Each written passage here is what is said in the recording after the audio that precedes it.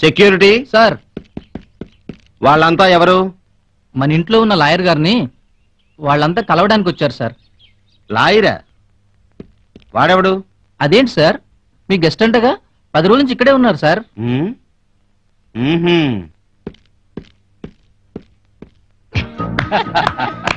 Very good, very good, బాగా చెప్పోజే. Thank you uncle.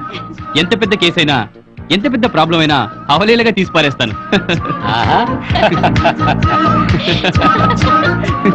Hello, మీరు Sadananda. Hello sir, నమస్కారం అండి. హలో. ఈయన హరిశ్చంద్ర ప్రసాద్ గారిని బిగ్గెస్ట్ ఇండస్ట్రియలిస్ట్ అండి. Miss Srilekha, only dot. Hello. మీరు లోపలికి పదండి సార్, నేను వచ్చి మాట్లాడతాను. పర్వాలేదు, కలిసే వెళ్దాం.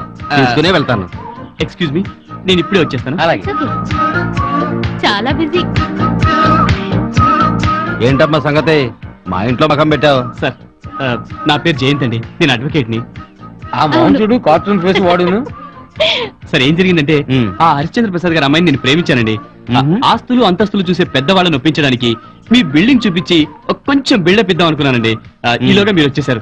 సార్ క్షమించారు సార్, తప్పైపోయింది సార్. సార్ సార్ ఏమిటి మీ లాయరు క్లయింట్ ఎపిసోడ్ అయిపోయిందా? మమ్మల్ని పట్టించుకోవడం మానేసావు. భలే వాళ్ళే, మిమ్మల్ని ఎందుకు పట్టించుకోండి?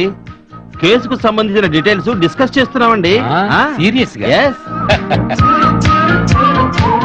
సదానందం గారు వచ్చేసారుగా, సో జయంత్ గారు బిజీ. డాడ్, మనం వెళ్దామా? వెళ్దామా?